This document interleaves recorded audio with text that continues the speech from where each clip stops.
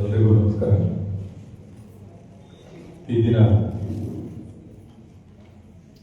ನಮ್ಮ ಮೈಸೂರಿನ ಈ ಜಿಲ್ಲಾ ಸಾಹಿತ್ಯ ಭವನದಲ್ಲಿ ಒಂದು ಅಪರೂಪದ ಕನ್ನಡದ ಸಂದರ್ಭಕ್ಕೆ ಒಂದು ಮಹತ್ವದ ಕಾರ್ಯಕ್ರಮದಲ್ಲಿ 2026ರ ಕನ್ನಡ ಹಬ್ಬವನ್ನು ಕಣ್ತುಂಬಿಕೊಳ್ಳಿಕ್ಕೆ ನಾವೆಲ್ಲ ಕಾತರಾಗಿದ್ದೇವೆ. ಇಂತಹ ಒಂದು ಮಹತ್ವದ ಈ ಕಾರ್ಯಕ್ರಮದ ಅಧ್ಯಕ್ಷತೆಯನ್ನು ವಹಿಸಿರುವ ಮೈಸೂರು ಜಿಲ್ಲಾ ಕನ್ನಡ ಸಾಹಿತ್ಯ ಪರಿಷತ್ತಿನ ಸಂತೋಷ ಅಂತ ಹೇಳಿದ್ರು ತಪ್ಪಾಗಿಲ್ಲ. ಸ್ವರ್ಣಭೂಮಿ ಫೌಂಡೇಶನ್ನ ಸಂಸ್ಥಾಪಕ ಅಧ್ಯಕ್ಷರು, ರೋಟರಿ ಸಂಸ್ಥೆಯ ಹಿರಿಯ ಪದಾಧಿಕಾರಿಗಳಾದಂತಹ ಮಾನ್ಯ ಪಿ ಶಿವಕುಮಾರ್ ಅವರು ಸ್ವಾಗತ ಮತ್ತು ಪ್ರಾಸ್ತಾವಿಕ ನುಡಿಗಳನ್ನಾಡುವ ಸಂದರ್ಭದಲ್ಲಿ ಈ ಸ್ವರ್ಣಭೂಮಿ ಫೌಂಡೇಶನ್ನ ಕೆಲವು ಮಹತ್ವದ ಕಾರ್ಯಗಳ ಬಗ್ಗೆ ಪ್ರಸ್ತಾಪವನ್ನು ಮಾಡಿ ಆ ಪ್ರಸ್ತಾಪ ಅವರು ಹಾಕೊಟ್ಟಂತ ಅಥವಾ ನಾವೆಲ್ಲರೂ ಅನುಸರಿಸ್ತಾ ಹೋಗುವಂತ ಒಂದು ಅನುಕರಣೆಯ ನಡೆ ಇದೆಯಲ್ಲ, ನಿರ್ಗತಿಕರಿಗೆ, ನಿರಾಶ್ರಿತರು ಕರೋನಾದ ಸಂದರ್ಭದಲ್ಲಿ ಜೊತೆಗಿಟ್ಟಾಗ ಅವರನ್ನ ಮಧ್ಯಪ್ರದೇಶ ಇರ್ಬೋದು, ರಾಜಸ್ಥಾನ ಇರ್ಬೋದು, ತಿಂಗಳಗಟ್ಟಲೆ ಅವ್ರಿಗೆ ಇಟ್ಕೊಂಡು ಅವ್ರನ್ನ ಅದೇ ಊರಲ್ಲಿದ್ದಾಗ ಅವರಿಗೆ ಕಿಟ್ ಅನ್ನ ನೀಡಿ ಅದು ಸಾಲ್ವು ಅಂತ ಸಂದರ್ಭದಲ್ಲಿ ಅವರ ಸ್ವಂತ ಊರಿಗೆ ಫ್ಲೈಟ್ ಅಲ್ಲಿ ಕಳ್ಸಿಕೊಟ್ರು ಬೇರೆ ಬೇರೆ ಸಂಘ ಸಂಸ್ಥೆ ಆಶ್ರಯದಲ್ಲಿ ಅಂತಂದ್ರೆ ನಿಜಕ್ಕೂ ಒಂದು ದೊಡ್ಡ ಸವಾಲು ಮಾಡಬೇಕು. ನಿಮ್ಮೆಲ್ಲ ಚಪ್ಪಾಳೆ ಬರಲಿ. ಪ್ರಶಸ್ತಿ ಪ್ರದಾನವನ್ನ ಮಾಡಲಿಕ್ಕೆ ನಮ್ಮೆಲ್ಲರ ಪ್ರೀತಿಗೆ ಹೋಗೊಟ್ಟು ವೇದಿಕೆ ಮೇಲೆ ಉಪಸ್ಥಿತರಿರುವಂತ ಈ ನಾಡು ಕಂಡ ಜನಪ್ರೀತಿಯ ಪತ್ರಕರ್ತರು, ಯಾರಾದ್ರೂ ಒಬ್ಬ ಶ್ರೇಷ್ಠ ಪತ್ರಕರ್ತರು ಇವತ್ತು ನಮ್ಮ ನಡುವೆ ಅಂತಂದ್ರೆ ಅದು ನಮ್ಮ ಮಾನ್ಯ ಶ್ರೀ ಪ್ರಸನ್ನಕುಮಾರ್ ಅವರು. ನಮ್ಮ ಮೈಸೂರಿನ ಹೆಮ್ಮೆ. ಕಳೆದ 25ನೇ ಸಾಲಿನ ಕರ್ನಾಟಕ ಸರ್ಕಾರದ ಕನ್ನಡ ರಾಜ್ಯೋತ್ಸವ ಪ್ರಶಸ್ತಿ ಪುರಸ್ಕೃತ ಅನ್ನೋದು ಕೂಡ ನಮ್ಮೆಲ್ಲರ ಒಂದು ಮೈಸೂರಿಗೆ ವಿಶೇಷವಾಗಿ ಹೆಮ್ಮೆಯ ಪತ್ರಕರ್ತರಂತ ಮಾನ್ಯ ಶ್ರೀ ಪ್ರಸನ್ನಕುಮಾರ್ ಅವರೇ 102 ಬಾರಿ ಒಂದು ರಕ್ತದಾನ ಮಾಡಿ ಇಡೀ ಕನ್ನಡ ನಾಟಲ್ಲಿ ಒಂದು ಹೊಸ ಚರಿತ್ರೆಯನ್ನು ಸೃಷ್ಟಿ ಮಾಡಿರುವಂತ ಡಾಕ್ಟರ್ ಟಿ ತ್ಯಾಗರಾಜ್ ಅವರೇ, ಹಾಗೆ ಮುಖ್ಯ ಅತಿಥಿಗಳಾಗಿ ವೇದಿಕೆಯಲ್ಲಿರುವಂತ ಬೆಂಗಳೂರಿನ ಜಾಗೃತಿ ಟ್ರಸ್ಟ್ ಅಧ್ಯಕ್ಷರಾದಂತ ಬಿ ನಾಗೇಶ್ ಅವರೇ, ನಮ್ಮೆಲ್ಲರ ಬದುಕಿನ ಬೆನ್ನೆಲುಬು ರೈತರು, ಒಂದು ಕೃಷಿಕ ಸಮುದಾಯವನ್ನ ಪ್ರತಿನಿಧಿಸುವಂತ ಸಮಗ್ರ ಕೃಷಿಯ ಸಾಧಕರು, ಮಂಡ್ಯ ಜಿಲ್ಲೆಯ ಪ್ರಗತಿಪರ ರೈತರು ಆದಂತ ಯುವ ಮಿತ್ರ ಕೆ ರಾಜೇಗೌಡ್ರೆ, ಹಾಗೆ ನಮ್ಮ ಮೈಸೂರಿನ ಸಮರ್ಪಣಾ ಸೇವಾ ಟ್ರಸ್ಟ್ ತಮ್ಮ ಶ್ರೇಷ್ಠ ಕಾರ್ಯದ ಮೂಲಕ ಹೆಸರುವಾಸಿಯಾಗಿರುವಂತ ಈ ಸಂಸ್ಥೆ ಅಧ್ಯಕ್ಷರಾದಂತ ಮಾನ್ಯ ಲಯನ್ ಕುಮಾರ್ ಅವರೇ, ಭಾಗವಹಿಸುವಂತದ್ದು ಈ ಕನ್ನಡ ಹಬ್ಬದಲ್ಲಿ ಸಾಹಿತಿಗಳ, ರಂಗಕರ್ಮಿಗಳ, ಕವಿಗಳ, ಬೇರೆ ಬೇರೆ ಕ್ಷೇತ್ರದ ಸಾಧಕರ ಸಮ್ಮಿಲನ ಇರುತ್ತೆ ನಾನು ಭಾವಿಸ್ತೇನೆ. ಇಲ್ಲಿರುವಂತಹ 100 ಜನರು ಕೂಡ ಇಡೀ ಕರ್ನಾಟಕವನ್ನ ಪ್ರತಿನಿಧಿಸುವಂತ ಎಲ್ಲ ಕ್ಷೇತ್ರದ, ಹಾಗೆ ನಿಧಾನವಾಗಿ ನಮ್ಮ ನಿಸಾರ್ ಅಹಮದ್ ಹೇಳುವ ಹಾಗೆ ಕನ್ನಡದ ಈ ಉತ್ಸವ ನಿತ್ಯೋತ್ಸವ ಆಗಬೇಕು. ನವೆಂಬರ್, ಡಿಸೆಂಬರ್, ಜನವರಿ ಎಲ್ಲ ಮುಂದೆ, ಫೆಬ್ರವರಿ, ಮಾರ್ಚ್, ಏಪ್ರಿಲ್, ಮೇ ಈಗ ಎಲ್ಲ ತಿಂಗಳಲ್ಲೂ ಕೂಡ ನಿರಂತರವಾಗಿ ಒಂದು ಕರುಳ ಬಳಿಯ ಸಂಬಂಧ ಇದೆ. ನಮ್ಮ ಮಾತೃಭಾಷೆ, ನಮ್ಮ ತಾಯಿ ಭಾಷೆ ಕನ್ನಡ ಅಂತ ಹೇಳ್ತೀವಿ. ಇದನ್ನ ಒದ್ದಾಗಿ ನಾವೇ ಕಲಿಸುವಂತ ಅಗತ್ಯ ನಮ್ಮ ಮಕ್ಕಳಿಗೆ. ನಮ್ಮ ಮಕ್ಕಳಲ್ಲಿ ಕನ್ನಡ ನುಡಿಯ ಸಾಫ್ಟ್ವೇರ್ ಹೊರಗಡೆ ಇದೆ. ಕಾರ್ಯಕ್ರಮ ಸಾರ್ಥಕತೆ ನಾನು ಭಾವಿಸ್ತೇನೆ. ಒಂದು ಮಾತನ್ನ ನಾನು ಹೇಳಬೇಕು. ಬಹುಶಃ ಈ ಕನ್ನಡ ಹಬ್ಬದ ಟ್ರೈಲರ್ ಅಂತ ಹೇಳಬಹುದು. ನಮ್ಮ ಇಬ್ಬರು ಅಕ್ಕ ತಂಗಿ ಅಂತ ಎಲ್ಲಾದರೂ ಅಮ್ಮ ಮಗಳು ಕನ್ನಡ ಗೋವು, ಕನ್ನಡ ಗೋವಿನ ಮುದ್ದಿನ ಕರು. ಬಹಳ ಅದ್ಭುತವಾಗಿ ನಿಜಕ್ಕೂ ನಮ್ಮೆಲ್ಲರೂ ಒಂದು ರೀತಿ ಈ ಕನ್ನಡದ ಸಂಸ್ಕೃತಿಯ ಬಗ್ಗೆ ಅಭಿಮಾನವನ್ನ ಮತ್ತೆ ಪ್ರೀತಿಯನ್ನ ಉಂಟು ಮಾಡ್ತಾನೆ. ಕನ್ನಡದ ಒಂದು ಶ್ರೇಷ್ಠತೆಯನ್ನ ಆ ಒಂದು ನೃತ್ಯದ ಮೂಲಕ ಹೇಳಿದ ಸಂದರ್ಭದಲ್ಲಿ ಕನ್ನಡ ಗೋವಿನ ಹೋಗುತ್ತಿನ ಕವಿ ಭಾವಜೀವಿ ಆ ಒಂದು ಸಾಲು ಬಂದಾಗ ಮಕ್ಕಳು ಮತ್ತು ತಾಯಿ ನೃತ್ಯವನ್ನು ಮಾಡಿದ ರೀತಿ ನಿಜಕ್ಕೂ ನನ್ನಲ್ಲಿ ಒಂದು ರೀತಿಯ ಭಾವಪರತೆಯನ್ನು ಉಂಟು ಮಾಡೋದು. ಅವರಿಬ್ಬರಿಗೆ ನನ್ನೆಲ್ಲ ಪರವಾಗಿ ಜೋರಾಗಿ ಅಭಿನಂದನೆಗಳ ಚಪ್ಪಾಳೆಂಥದ್ದು. ಕನ್ನಡಕ್ಕೂ ನನಗೂ ಇವತ್ತು ಕನ್ನಡ ನೆಲಕ್ಕೂ ಒಂದು ಕರುಳ ಬಳಿಯ ಸಂಬಂಧ ಇದೆ, ಅವಿನಾಭಾವ ಸಂಬಂಧ ಇದೆ. ಯಾಕೆ ಅಂತಂದ್ರೆ ಬಹುಶಃ ಇದಕ್ಕೊಂದು ಪರಂಪರೆ. ಕೋಲಾರ ಜಿಲ್ಲೆಯಿಂದ ಸಾಕಷ್ಟು ನಮ್ಮ ಅಥವಾ ಶಿವಮೊಗ್ಗದಲ್ಲಿ ಇವರ ಅನುಭವಗಳಿರ್ಬೋದು. ಹೀಗೆ ಯಾಕೆ ಮಾತಾಡ್ತೀನಿ ಅಂತಂದ್ರೆ ನಮಗೆ ಒಂದು ಐಡೆಂಟಿಟಿ, ಒಂದು ಪರಂಪರೆ ನಮ್ಮ ಕಣ್ಮುಂದೆ ನೀವು ಯಾವ ಊರಿಂದ ಬಂದು ಅಂತ ಹೇಳ್ತಾ ನಮ್ಮೊಂದು ನಿಮ್ಮ ಬಗ್ಗೆ ಒಂದು ನೋಟ್ ಆಗಿರುತ್ತೆ. ಕೋಲಾರ ಅಂದ ತಕ್ಷಣ ಅಲ್ಲಿ ಮನೆ ಮನೆಗಳಲ್ಲಿ ತೆಲುಗನ್ನ ಮಾತಾಡ್ತಾರೆ. ಮಾಸ್ತಿ ವೆಂಕಟೇಶ್ವರದವರು ಮಾತೃಭಾಷೆ ತಮಿಳಾಗಿತ್ತು. ಅಷ್ಟಾದ್ರೂ ಕೋಲಾರದಲ್ಲಿ ಹೆಚ್ಚು ಕನ್ನಡಿಗರಿದ್ದಾರೆ. ಕನ್ನಡವನ್ನ ಆರಾಧಿಸುವಂತ ಶ್ರೇಷ್ಠ ಕನ್ನಡಿಗರು ಇದ್ದಾರೆ ಅನ್ನುವಂಥ ಭಾವನೆ ಬರುತ್ತೆ. ಮಂಗಳೂರು ಅಂತ ತಕ್ಷಣ ತುಳು ಭಾಷೆ ಇದ್ರು ಕೂಡ ಅಲ್ಲಿ ಬಂದಂತ ದೊಡ್ಡ ದೊಡ್ಡ ಕವಿಗಳು, ಸಾಹಿತಿಗಳು, ಅಲ್ಲಿರುವಂತ ಯಕ್ಷಗಾನ ಕಲೆ ಇಂಥವ್ರನ್ನ ಕಂಡು ಬಂದಿರೋದು. ಮೈಸೂರಿನ ತಕ್ಷಣ ನಮಗೆ ನಾಲ್ವಡಿ ಕೃಷ್ಣರಾಜ ಒಡೆಯರ್ ಇರ್ಬೋದು, ಅವ್ರು ಕೊಟ್ಟಂತ ಒಂದು ನಾಡಿನ ಒಂದು ಅಭಿವೃದ್ಧಿಗೆ ಕೊಟ್ಟಂತ ದೊಡ್ಡ ಕೊಡುಗೆ ಇರ್ಬೋದು. ಕುವೆಂಪು, ದೇಜಗೌಡರು ಕನ್ನಡವನ್ನ ನಮ್ಮ ವಿಶ್ವವಿದ್ಯಾನಿಲಯದಲ್ಲಿ ತನ್ನ ಮಾಧ್ಯಮವನ್ನ ಹಾಕೊಡ್ಲಿಕ್ಕೆ ಅವರು ಪಟ್ಟಂತ ಶ್ರಮ ಇರ್ಬೋದು.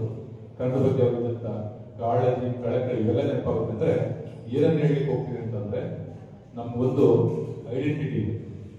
ಪ್ರತಿ ಜಿಲ್ಲೆಗೂ ಪ್ರತಿ ತಾಲೂಕಿಗೂ ಕನ್ನಡ ನೆಲದಲ್ಲಿ ಒಂದು ಪ್ರತ್ಯೇಕವಾದ ಒಂದು ಐಡೆಂಟಿಟಿ ಇದೆ, ಒಂದು ಸಂಸ್ಕೃತಿ ಇದೆ.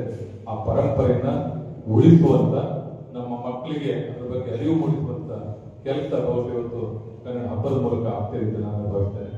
ನಾವೆಲ್ಲ ಕೇಳುವಂತ ಒಂದು ಮಾತು ಯಾವತ್ತೂ ಇತ್ತೀಚೆಗೆ ಕಳೆದ 30 ವರ್ಷಗಳಿಂದ ಕನ್ನಡ ಆತಂಕದಲ್ಲಿದೆ ಅಥವಾ ಕನ್ನಡ ವಿಶ್ವದಲ್ಲಿ ಕ್ಷೀಣಿಸ್ತಾ ಇರ್ತಕ್ಕಂಥ ಭಾಷೆಯ ಪಟ್ಟಿಯಲ್ಲಿದೆ ಅಂತ ಹೇಳಿದಾಗ ಖಂಡಿತ ನಾನು ಒಪ್ಪೋದಿಲ್ಲ. ಯಾಕೆಂದ್ರೆ ಇಂಥ ಮಕ್ಕಳು ಕನ್ನಡ ಬಗ್ಗೆ ಅಷ್ಟು ಪ್ರೀತಿಯಿಂದ, ಉತ್ಸಾಹದಿಂದ ಈ ಕನ್ನಡದ ಗೀತೆಗಳನ್ನ, ಕನ್ನಡದ ಕವಿತೆಗಳನ್ನ ಕೇಳುವಂತ ಅಥವಾ ನಾವು ಅವರಿಂದ ಕವಿತೆಗಳ ಸಾಲುಗಳನ್ನ ಹಾಡುವಂತ ರೀತಿ ನೋಡಿದಾಗ ಬಹುಶಃ ಕನ್ನಡಕ್ಕೆ ಉಜ್ವಲ ಭವಿಷ್ಯ ಇದೆ. ಆಗ ನಾವು ಮಾಡಬೇಕಾಗಿದೆ ಅಂತಂದ್ರೆ ಕನ್ನಡವನ್ನ ನಾವೆಲ್ಲ ಪ್ರೀತಿ ಮಾಡ್ತೇವೆ ನಿಜ, ಆದ್ರೆ ಎಲ್ಲೋ ಒಂದು ನಮ್ಮ ಮಕ್ಕಳಿಗೆ ಉದ್ಯೋಗ ಬೇಕು ಅನ್ನುವ ಕಾರಣಕ್ಕೆ ಇಂಗ್ಲಿಷ್ ಬೇಕು ಅಂತ ಹೇಳಿ ಹೋಗ್ತಾ ಇದ್ದೀವಿ. ಉದ್ಯೋಗಕ್ಕೋಸ್ಕರವಾಗಿ ಇಂಗ್ಲಿಷ್ ಅನ್ನ ನೀವು ಒಂದು ಭಾಷೆ ಕಲಿಯಲಿಕ್ಕೆ ಯಾವುದೇ ಸಮಸ್ಯೆ ಇಲ್ಲ. ಬಹಳ ಮುಖ್ಯವಾಗಿ ನಮ್ಮ ವಿದ್ಯಾಭ್ಯಾಸ, ಓದು ನಮ್ಮ ಮಕ್ಕಳಲ್ಲಿ ವಿವೇಕವನ್ನ, ವಿಚಾರ ಪ್ರಜ್ಞೆಯನ್ನ, ಸಾಮಾಜಿಕ ಪ್ರಜ್ಞೆಯನ್ನ ಜಾಗೃತಿಗೊಳಿಸುವ ನಿಟ್ಟಿನಲ್ಲಿ ಬಹಳ ಮುಖ್ಯ. ನಮ್ಮ ಮಾತೃಭಾಷೆ ಮಾತ್ರ ಆ ಒಂದು ವಿಚಾರ ಪ್ರಜ್ಞೆಯನ್ನ, ವಿವೇಕ ಪ್ರಜ್ಞೆಯನ್ನ ನಾವು ರೂಢಿಸಿಕೊಳ್ಳಲಿಕ್ಕೆ ಸಾಧ್ಯ. ಉದ್ಯೋಗಕ್ಕೋಸ್ಕರವಾಗಿ ಬದುಕಲ್ಲ. ವಿದ್ಯಾಭ್ಯಾಸವನ್ನು ನಾವು ಮಾಡುವಂಥದ್ದು ಕೇವಲ ಉದ್ಯೋಗಕ್ಕಾದ ಸಾಲದು.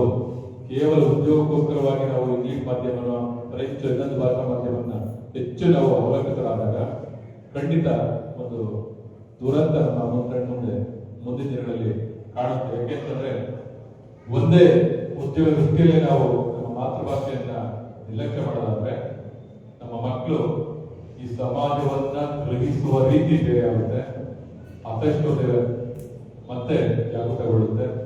ಮೇಲು ಕೀಳು ಅನ್ನುವ ಪದಕ್ಕೆ ಇವತ್ತು ಶ್ರೀಮಂತ ಬಡವ ಅನ್ನುವಂಥ ಹೊಸ ವ್ಯಾಖ್ಯಾನ, ಹೊಸ ಜಗತ್ತು ಸೃಷ್ಟಿ ಆಗ್ತಾ ಇದೆ. ತಂತ್ರಜ್ಞಾನ ಜಾಸ್ತಿ ಆದಾಗೆಲ್ಲ ನಮ್ಮ ಮಕ್ಕಳು ವಿಭಜನೆ ಆಗ್ತಾ ಹೋಗ್ತಿದ್ದಾರೆ. ಕೌಟುಂಬಿಕ ವ್ಯವಸ್ಥೆ ಸಡಿಲಗೊಳ್ತಾ ಇದೆ, ಮಾನವೀಯ ಸಂಬಂಧಗಳು ಕಡಿಮೆ ಆಗ್ತಿದೆ, ಮತ್ತು ಒಬ್ಬರಿಗೊಬ್ಬರು ಪರಸ್ಪರ ಭಾವನೆಗಳನ್ನ ಹಂಚಿಕೊಳ್ಳುವಂಥದ್ದು ಕೂಡ ಕಡಿಮೆ ಆಗ್ತಾ ಇದೆ. ಬಹುಶಃ ಈ ಒಬ್ಬರಿಗೊಬ್ಬರು ಭಾವನೆಗಳನ್ನ ಹಂಚಿಕೊಳ್ಳಲಿಕ್ಕೆ, ಇನ್ನೊಬ್ಬರ ಜೊತೆ ಸಮಾಲೋಚನೆ ಮಾಡಲಿಕ್ಕೆ ನಮ್ಮ ಮಾತೃಭಾಷೆ, ನಮ್ಮ ಕನ್ನಡದಲ್ಲಿ ಅದಾದಾಗ ಮಾತ್ರ ಇದು ಹೆಚ್ಚು ನಮ್ಮನ್ನ ಪರಿಣಾಮಕಾರಿಯಾಗಿ ನಮ್ಮ ಒಳಗೆ ಸೇರ್ಕೊಳ್ಳುತ್ತೆ ಅನ್ನೋ ಕಾರಣಕ್ಕೋಸ್ಕರವಾಗಿ ಆದರೂ ನಮ್ಮ ಮಕ್ಕಳಲ್ಲಿ ಕನ್ನಡ ಪ್ರೀತಿಯನ್ನ, ಕನ್ನಡ ಪುಸ್ತಕ ಪ್ರೀತಿಯನ್ನ ಬೆಳೆಸುವಂಥದ್ದು ಇವತ್ತು ಎಂದಿಗಿಂತ ಇವತ್ತು ಅನಿವಾರ್ಯ ಅಂತ ಹೇಳಿ ನಾನು ಭಾವಿಸ್ಕೊಳ್ತೇನೆ. ಬಹುಶಃ ಆ ಮೂಲಕ ನಮ್ಮಲ್ಲಿ ಒಂದು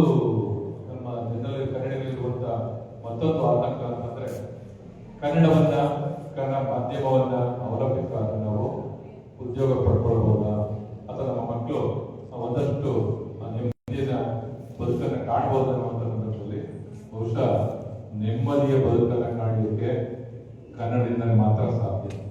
ನಾನು ನೆಮ್ಮದಿ ಅಂತ ಹೇಳುವಂತ ಅರ್ಥ ಶ್ರೀಮಂತಿಕೆ ಅಲ್ಲ, ಇರುವ ವ್ಯವಸ್ಥೆಯಲ್ಲೇ ನಮ್ಮ ಮಕ್ಕಳನ್ನ ಸಂಸ್ಕಾರವನ್ನ ಮಾಡಬೇಕು, ಅವರಲ್ಲಿ ಒಂದು ವಿವೇಕ ಪ್ರಜ್ಞೆಯನ್ನು, ಬೇಕಾದ್ರೆ ಅರಿವನ್ನು ಉಂಟು ಮಾಡುವಂಥದ್ದು ಇಂಗ್ಲಿಷು, ಫ್ರೆಂಚು, ಜರ್ಮನಿ ಸಾಧ್ಯ ಅಲ್ಲ, ಅದು ನಮ್ಮ ತಾಯಿನುಡಿಯಿಂದ ಮಾತ್ರ ಸಾಧ್ಯ. ಆ ಕಾರಣಕ್ಕೆ ನಮ್ಮ ಮಕ್ಕಳಲ್ಲಿ ಆ ವಿವೇಕ ಬಗ್ಗೆ ಜಾಗೃತರಾದಾಗ, ನಮ್ಮ ಆಡಳಿತ ಭಾಷೆ ಕನ್ನಡವಾದಾಗ ಮಾತ್ರ ನಮ್ಮ ಕನ್ನಡಿಗರ ಬದುಕು ಹಸನಾಗಲಿಕ್ಕೆ ಸಾಧ್ಯ ಅಂತ ನಾನು ಯಾವತ್ತೂ ನಂಬಿದ್ದವನು.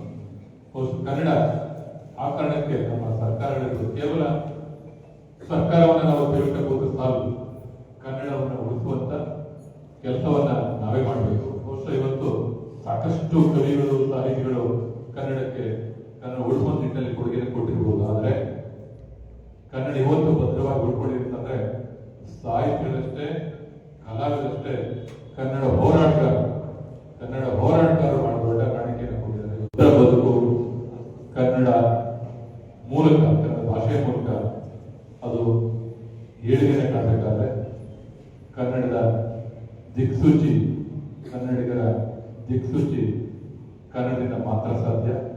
ಕನ್ನಡದ ಬದುಕು ಹಸನಾಗಲಿಕ್ಕೆ ಕನ್ನಡದಿಂದ ಮಾತ್ರ ಸಾಧ್ಯ ಅಂತ ಹೇಳಿ ನಾನು ಯಾವತ್ತಾದರೂ ಅನ್ಕೊಂಡಿರುವಂಥವ್ರು.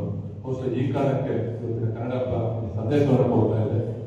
ಬಹುಶಃ ಇಲ್ಲಿ ಮಾತನಾಡುವಂತ ಎಲ್ಲರೂ ಬೇರೆ ಬೇರೆ ಕ್ಷೇತ್ರದ ಸಾಧಕರು, ಕೃಷಿಯನ್ನ ಒಳಗೊಂಡ ಹಾಗೆ ರಂಗಭೂಮಿಯನ್ನ, ಸಮಾಜ ಸೇವೆಯನ್ನ, ಹಾಗೆ ಮಾಧ್ಯಮ ಲೋಕವನ್ನ ಪ್ರತಿನಿಧಿಸುವ ಎಲ್ಲ ಗಣ್ಯರು ಕೂಡ ವೇದಿಕೆ ಮೇಲಿದ್ದಾರೆ. ತಮ್ಮ ಚಿತ್ರಗಳನ್ನ ಇಲ್ಲಿ ಅಭಿವ್ಯಕ್ತ ಮಾಡಿದ್ದಾರೆ. ಅವರೆಲ್ಲರೂ ಕೂಡ ಈ ಸಂದರ್ಭದಲ್ಲಿ ಅವರೆಲ್ಲರೂ ಅತ್ಯಂತ ಪ್ರೀತಿಯಿಂದ ಸ್ಮರಣೆಯನ್ನ ಮಾಡ್ಕೊಳ್ತಾ, ಇವತ್ತು ಕನ್ನಡ ಹಬ್ಬ ಒಂದು ಸಂದೇಶವನ್ನು ಕೊಡ್ತಾ ಇದೆ. ಏನಂತಂದ್ರೆ, ನಮ್ಮ ಕನ್ನಡದ ಜನರಲ್ಲಿ ಅಭಿಮಾನವನ್ನ, ಸ್ವಾಭಿಮಾನವನ್ನು ಬೆಳೆಸಬೇಕು. ಅದ್ರ ಜೊತೆಗೆ ಕನ್ನಡದ ವಿವೇಕ ಪ್ರಜ್ಞೆ ನಮ್ಮ ಕನ್ನಡದಲ್ಲಿ ಜಾಗೃತವಾಗಬೇಕು ಅನ್ನುವ ನಿಟ್ಟಿನಲ್ಲಿ ಕನ್ನಡ ಹಬ್ಬ ಸಾಗಲಿ. ಸಂಜೆವರೆಗೂ ಬಹುತೇಕ ಕಾರ್ಯಕ್ರಮ ನಿರಂತರವಾಗಿ ನಡೆಯುತ್ತೆ. ಈ ಒಂದು ಕಾರ್ಯಕ್ರಮದಲ್ಲಿ ಭಾಗಿಯಾಗುವ ಮೂಲಕ ನಾನಂತೂ ವೈಯಕ್ತಿಕವಾಗಿ ಸಂತೋಷ ಪಟ್ಟಿದ್ದೇನೆ. ಒಂದು ಕೊನೆಯಲ್ಲಿ ಮಾತಾಡುವ, ನಮ್ಮ ಊರು ಮೈಸೂರು, ನಾನು ಸದ್ಯಕ್ಕೆ ಕಾರ್ಯನಿರ್ವಹಿಸ್ತಾ ಕೋಲಾರದಲ್ಲಿ. ಅದೊಂದು ರೀತಿ ಕಳೆದ ತಿಂಗಳು ನಾನು ಪಶುಪಾಲನಾ ಇಲಾಖೆಯಲ್ಲಿ ಉಪನಿರ್ದೇಶಕರಾಗಿ ಕೋಲಾರ ಜಿಲ್ಲೆಯಲ್ಲಿ ಕಾರ್ಯನಿರ್ವಹಿಸ್ತಾ ಇದ್ದೇನೆ. ಶಿವಕುಮಾರ್ ಅವರು ಸರ್, ನಿಮ್ಮ ಕಚೇರಿಗೆ ಬಂದು ನಿಮ್ಮನ್ನು ಅಭಿನಂದಿಸಬೇಕು, ನಮ್ಮ ಜಿಲ್ಲೆ ಬಂದಿದೆ ಅಂತಂದ್ರು. ಕಾಕತಾಳೀಯ ಆಗಲಿಲ್ಲ, ಸಭೆ ಹೊಂದಾಣಿಕೆ ಆಗಲಿಲ್ಲ. ನಾನು ಮೈಸೂರಿಗೆ ಬರ್ತಾ ಇದ್ರು, ದಯಮಾಡಿ ಅಲ್ಲೇ ಮಾಡಿ, ನಾನು ಅದನ್ನು ಪ್ರೀತಿ ಸ್ವೀಕಾರ ಮಾಡ್ತೇನೆ ಅಂತ ಹೇಳಿದೆ. ಹಾಗಾಗಿ ನನ್ನ ಕೋಲಾರದಿಂದ ಎಲ್ಲ ಮಹನೀಯರಿಗೆ ಮತ್ತೊಮ್ಮೆ ಮೈಸೂರಿಗೆ ಕಾರ್ಯಕ್ರಮಕ್ಕೆ ಸ್ವಾಗತವನ್ನು ಬಯಸ್ತಾ, ಕಾರ್ಯಕ್ರಮದ ಆಯೋಜಕರಾದ ಶ್ರೀ ಶಿವಕುಮಾರ್ ಅವರು ಕೂಡ ಅತ್ಯಂತ ಪ್ರೀತಿಯಿಂದ ಈ ಸಂದರ್ಭ ನೀಡಿದ ನನ್ನ ಮಾತು ವಿರಾಮ ಹೇಳ್ತೇನೆ. ನಮಸ್ಕಾರ.